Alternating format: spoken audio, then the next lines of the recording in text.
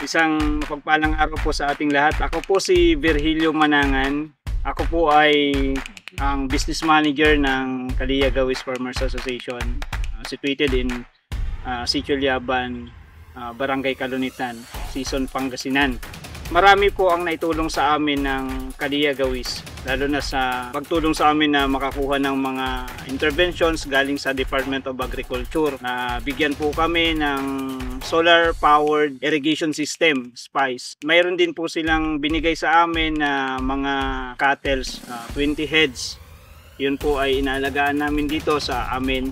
Hindi lang po yan ang mga binigay ng Kalia Gawis Farmers Association through the Department of Agriculture, the AMIA program. Meron din pong mga seeds na binigay sa amin, the vermicomposting.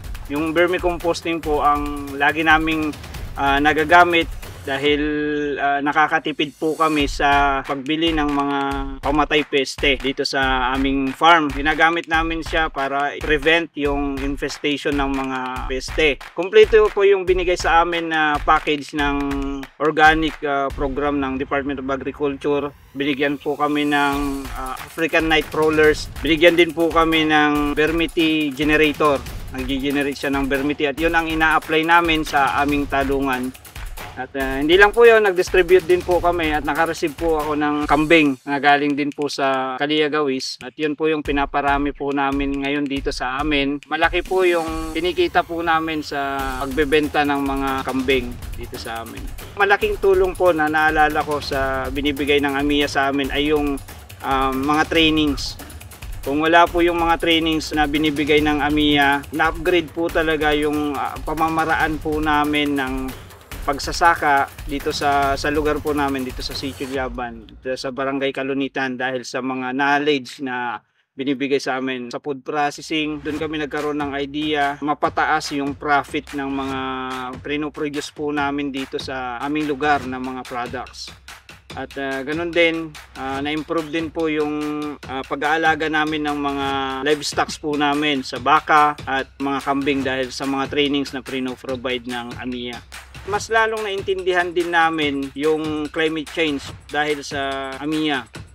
Dati, conventional way, pagkatapos ng anihan ng palay, kung ano yung nakasanayan namin, yun lang tinatanim namin. Dahil sa knowledge or sa training na binigay sa amin ng AMIA na pagpo-forecast ng weather conditions, ay na-improve po namin yung itatanim po namin. Dati, sitaw kami ng sitaw. From sitaw, papuntang ampalaya.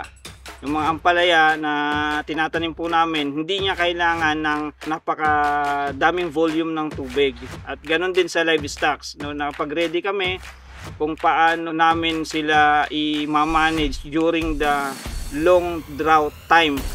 Ngayon, dahil na-forecast po namin siya ng maayos, nakapag-strategize kami at dahil doon, nakasurvive yung aming mga livestock during the drought system na hindi naapektuhan yung kanilang paglaki, hindi sila nabansot. So yung knowledge, yung mga trainings or knowledge na nabibigay sa amin ng AMIA at yung mga intervention sa pagtulong sa amin kung anong mga suitable na pwedeng pagkakitahan dito sa amin, lalo na sa farming, doon talaga kami nag-improve dito sa lugar ng Sitio Liaban at Barangay Kalunitan sa taon ng season.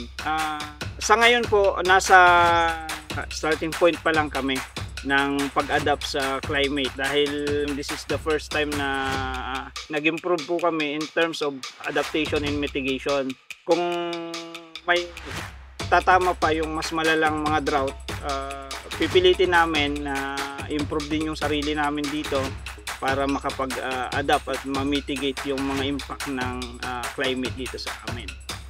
Magpapasalamat po kami sa Department of Agriculture, the AMIA program. Napakalaking tulong ang assistance na binibigay po nila sa amin